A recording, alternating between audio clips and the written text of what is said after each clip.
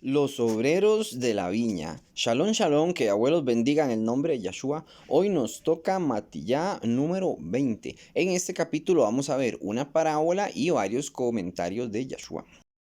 También vamos a ver una frase muy importante que dice Yahshua aquí, que tiene que ver con los llamados y con los escogidos. ¿Qué es más grande? ¿Un llamado o un escogido? Por supuesto, el escogido es más grande, pero resulta que las personas interpretan que una persona llamada también, pero dentro de esta analogía del denario y los obreros de la viña vamos a ver que un llamado es una persona también importante, a diferencia de Mateo 22. En Mateo 22 no, un llamado es aparentemente dentro de la analogía como algo malo. Comenzamos en el 1, dice, porque el Malhut al-Shamayín es semejante a un hombre, padre de familia, que salió por la mañana a contratar obreros para su viña, para su querem. ¿Qué es una viña? Bueno, una viña es un lugar donde se cultivan uvas, donde hay árboles de vid. Ustedes saben que la vid representa a Israel. Cuando leemos una parábola nos damos cuenta de que Yahshua está hablando no solamente siempre de la Torá, pero también dentro de las parábolas está hablando de Israel. Yo le pregunto al cristiano, ¿cómo hace usted para decir que la viña es el cristianismo? Si el Mesías no está hablando de fundar cristianismo en ningún momento, aquí hay un problema.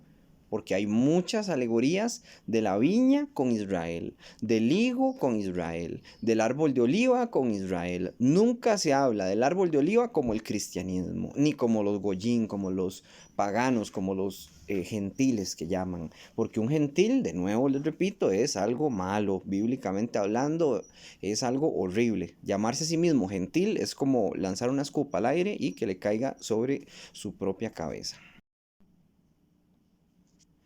Entonces tenemos que este padre de familia es una representación obviamente de Yahweh. Yahshua está, ¿cómo se puede decir? Comparando el reino de los cielos con un hombre, con un padre de familia que tiene una viña, que la viña es Israel, y que sale bien temprano por la mañana a contratar a unos obreros. Estos obreros van a ir a trabajar en su viña. Su viña, de nuevo, es Israel. El padre de familia es Yahweh. Y Yahshua lo está comparando con un padre de familia que va a ir a llamar trabajadores para que vengan a trabajar para Israel, en pocas palabras, para el reino de los cielos, para que se llene el reino de los cielos aquí en la tierra. Ese reino de los cielos va a ser el planeta Tierra renovado, como dice Apocalipsis 21 y 22, ustedes lo pueden leer, y ya hay estudios que hablan de eso, de cómo va a ser. La gente no va a ir a vivir al cielo, eso es una mentira.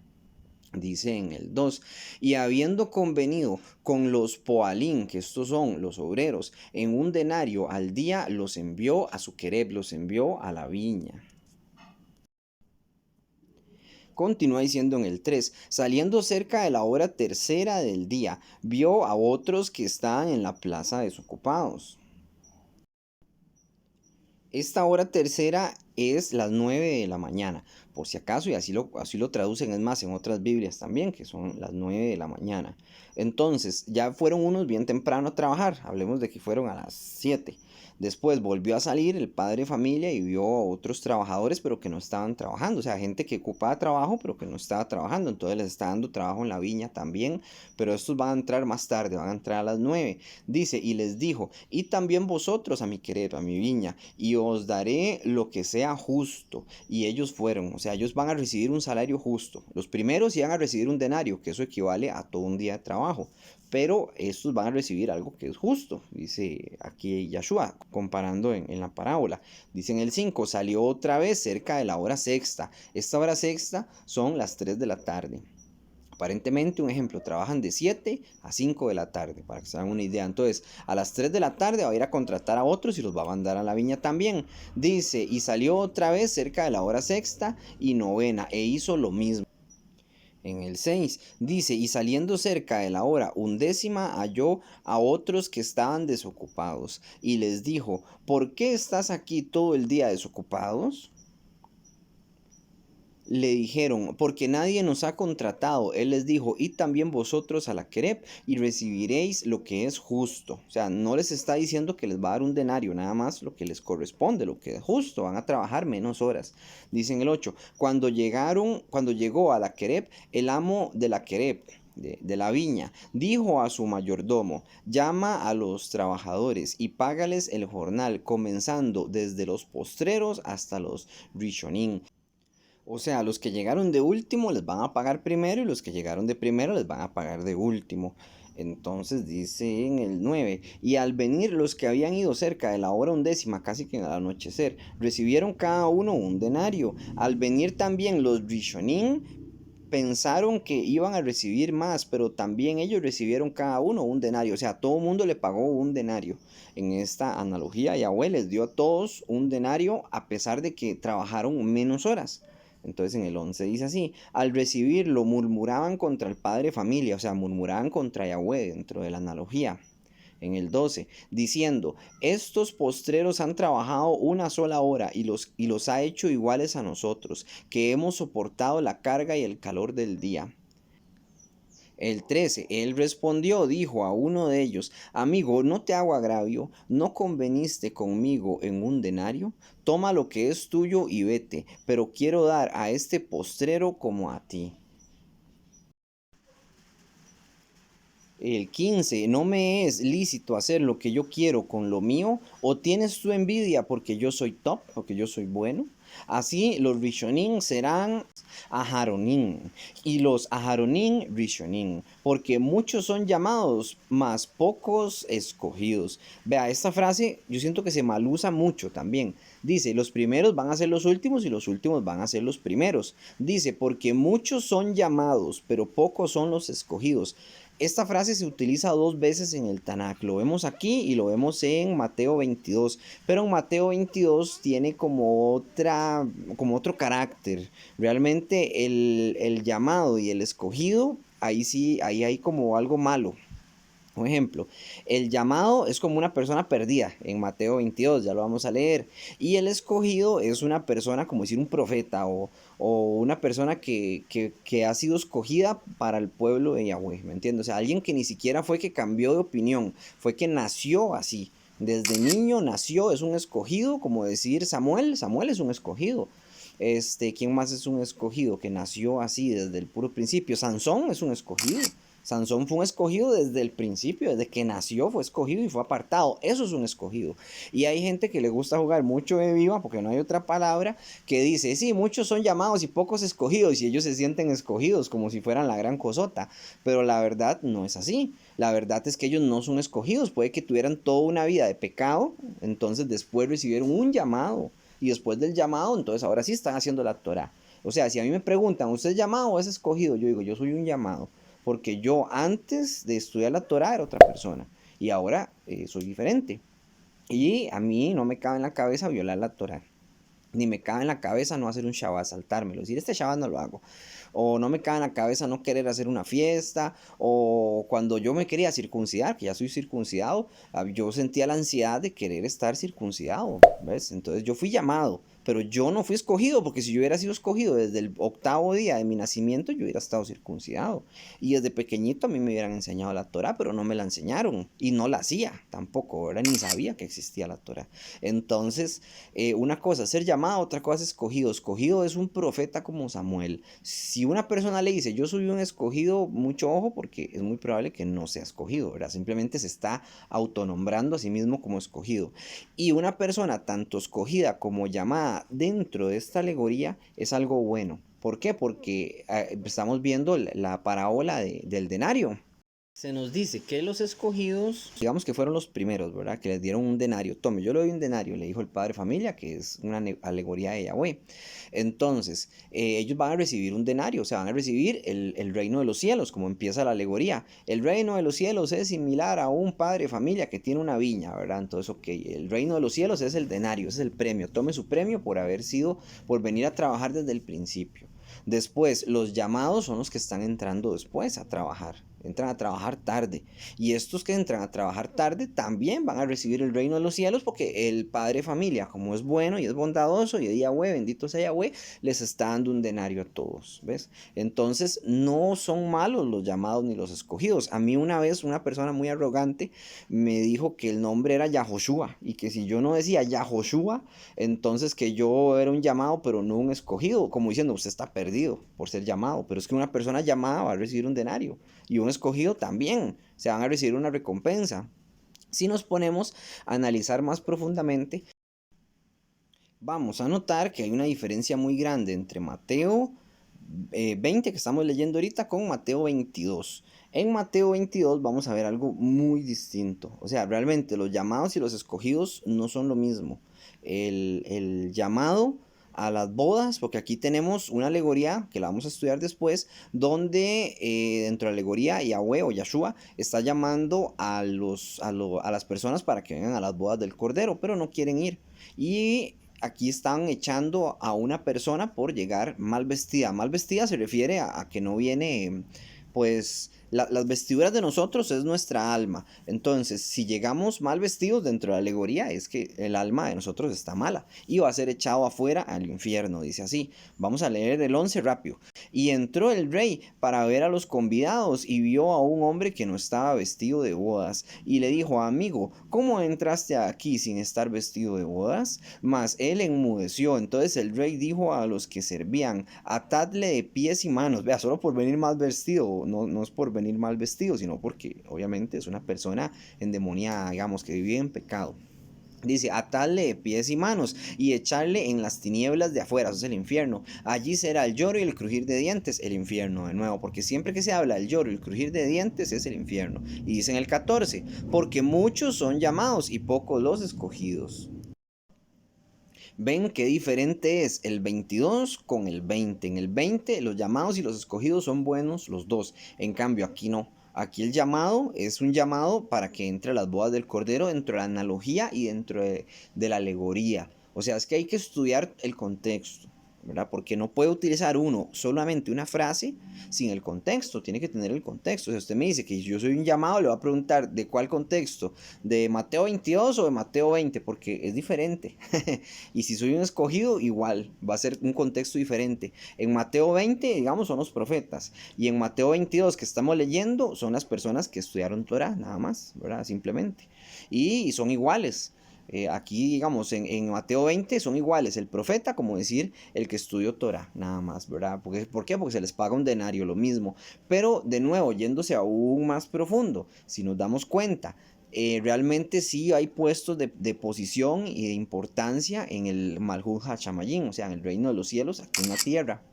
Yahweh, un ejemplo, va a haber 24 tronos. Esos 24 tronos son los 12 patriarcas y los 12 apóstoles.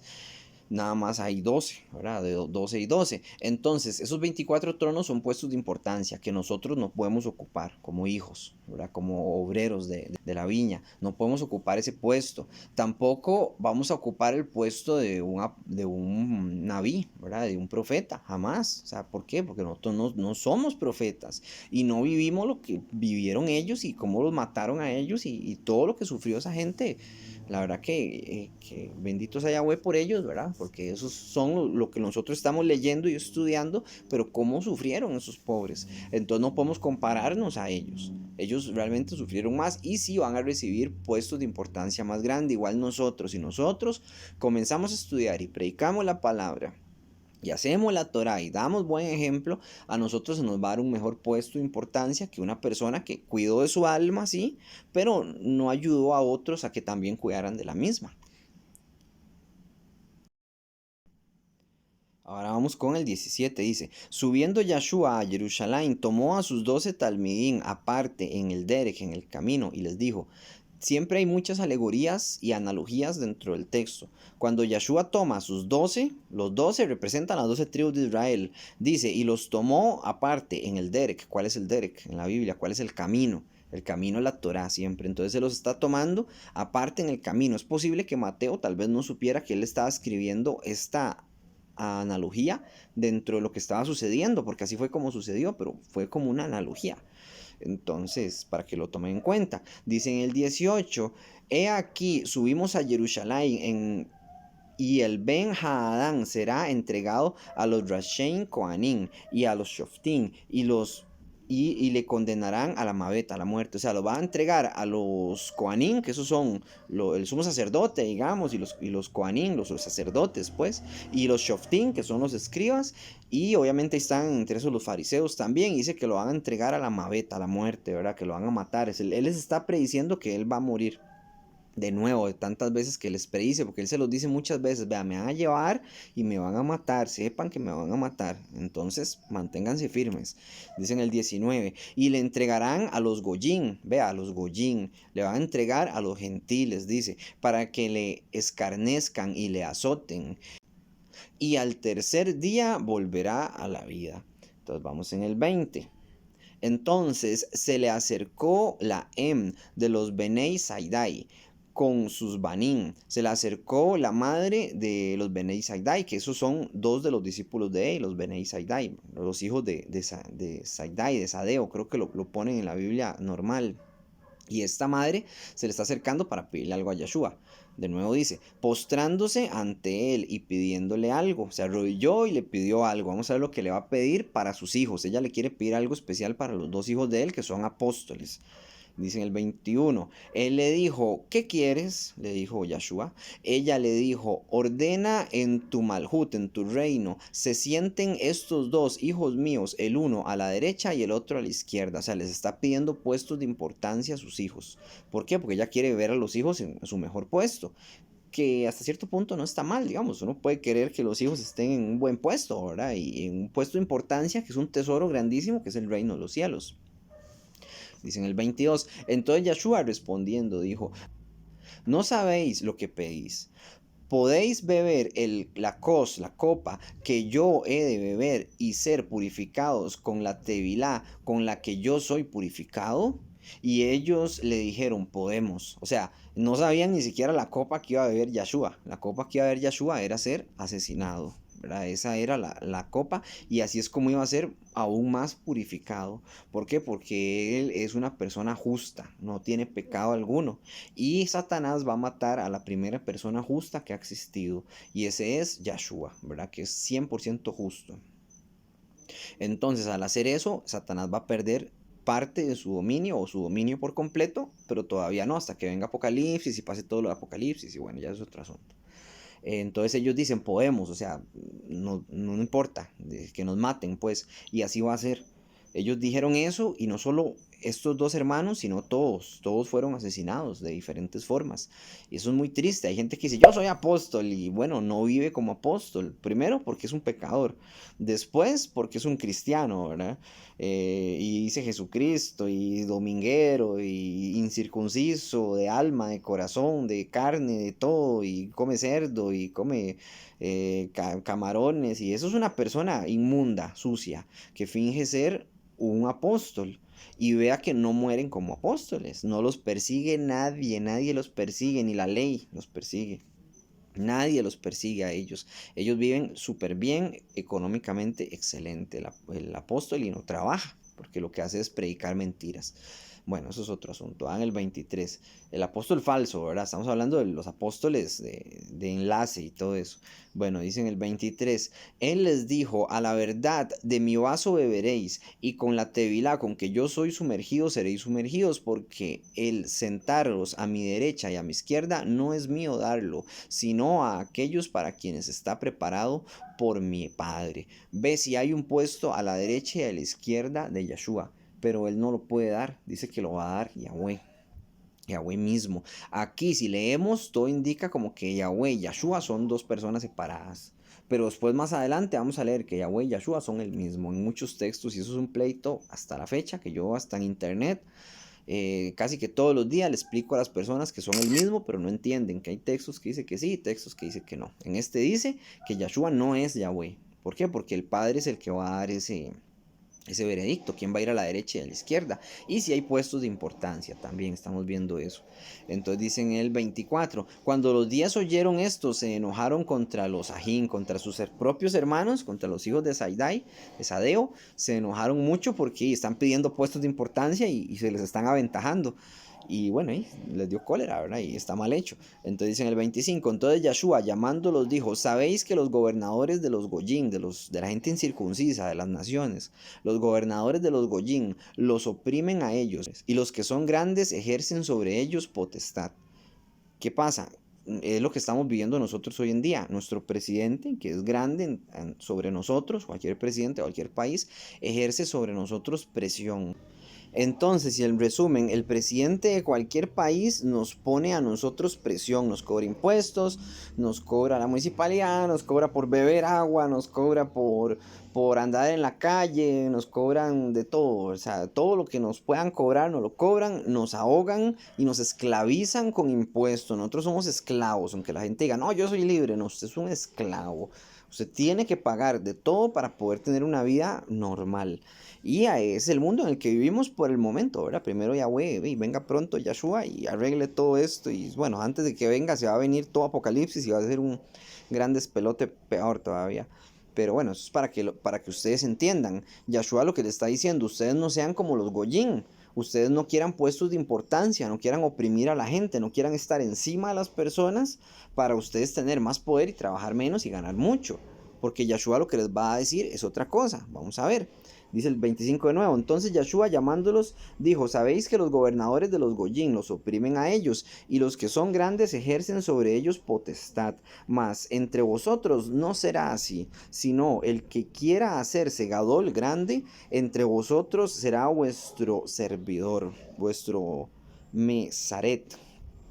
Entonces Yahshua le está diciendo, usted quiere ser grande en el reino de los cielos, sírvale a todo mundo, ayúdele a las personas. Seamos servidores buenos, pero tampoco nos pasemos, bueno, pienso yo, ¿verdad? Que Yahshua me perdone si estoy dando un mal consejo. No nos pasemos de buenos, o sea, es bueno ser bueno, pero no se pase bueno. No se quede usted sin nada. Pero bueno, realmente, si una persona llega a ese punto de amor, de dar todo lo que tiene, yo jamás creo que Yahshua le parezca algo malo, ¿verdad? Que le dé todo, que no tenga usted ni siquiera dónde dormir porque usted se lo dio a alguien que lo necesitaba y ahora esa persona duerme bien y usted no duerme bien. Yo creo que no, Yahshua jamás va a ver eso como algo malo. Entonces, voten ese consejo. Que Yahweh los guíe, que guíe su corazón y que guíe sus buenas acciones y a quién se las dan también. Muy importante, sí, eso sí es verdad. Usted si va a ayudar a alguien, tiene que ayudar primero al pueblo. Hablando de gente que estudia Torah, que estudia la Torah y hace la Torah primero. Si no hay una persona cerca que estudia y haga la Torah de verdad, no el Talmud, ni la Kabbalah, ni, bueno, ustedes saben, ya hemos hablado mucho de eso. Entonces, si no hay una persona buena que estudie Torah, entonces usted le puede ayudar a alguien más, está bien. Pero bueno, eso es otro asunto. Dice en el 27, y el que quiera hacerse Rishon entre vosotros será vuestro Evet. El que quiera hacerse Y el que quiera hacerse primero va a tener que hacerse su esclavo o su servidor. En todo caso, vamos a continuar en el 28. Dice así, como el Ben Hadán no vino para ser servido, sino para servir y para dar su nefesh y nefesh, o sea, dice su neshama, que es su alma y su vida, como kofer, como rescate por muchos. Yahshua está muriendo, va a morir en la cruz o en el madero. Bueno, en la cruz pareciera que realmente es cruz. Va a morir en la cruz por rescate de nuestras almas. Entonces, eso hay que entenderlo. Y ponen aquí Yeshaya, Isaías 53:11.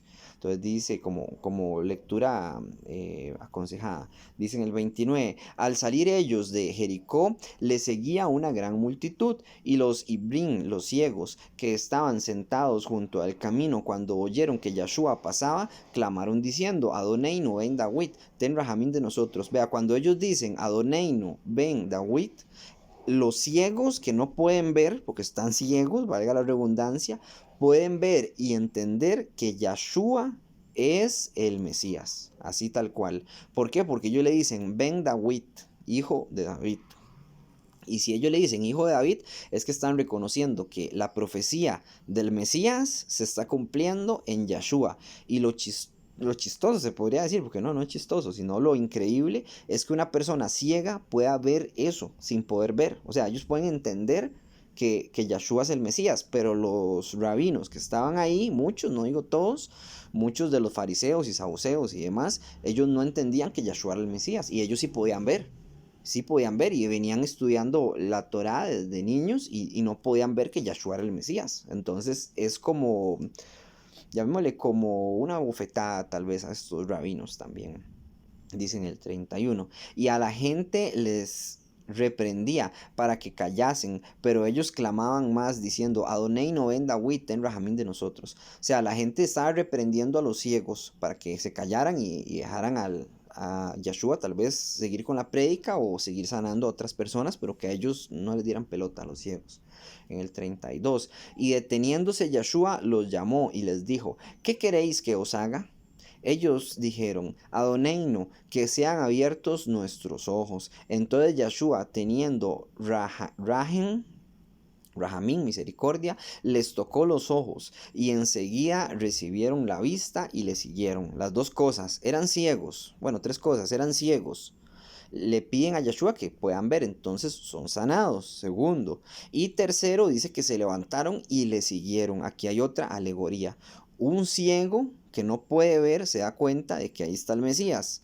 Después de que se da cuenta de que ahí está el Mesías, se levantan y lo siguen. Eso de seguir tiene también otra alegoría. La alegoría de seguir al Mesías es hacer los mandamientos, hacer lo que hace el Mesías. ¿Qué hacía el Mesías? Comer chancho y celebrar domingo y Navidad y San Valentín. Seguro regalaba globitos de corazones a todos sus amigos, ¿no? Yahshua hacía las fiestas, hacía la Torah, hacía el Shabbat, era circunciso. Yahshua estudiaba la Torah, la predicaba también. Entonces vemos que estos ciegos le están siguiendo, entonces están haciendo lo mismo que él dentro de la alegoría, pero obviamente, probablemente después de sus vidas, porque no sabemos qué pasó con ellos, siguieron la Torah, ¿verdad? Que ese es el camino, ese es el Derek, y ese es el Evangelio. Cuando alguien le diga, dígame el Evangelio de la Biblia, y la Torah, tiene que abrir a Moisés y leer Moisés, todo Moisés, los 5 primeros libros de Moisés, para conocer cuál es el camino de Yahweh. El camino de Yahweh es la Torah, no hay otro camino. Y con eso me despido. Que Yahweh los bendiga en el nombre de Yahshua, Shalom, Ubrahot, paz y bendiciones.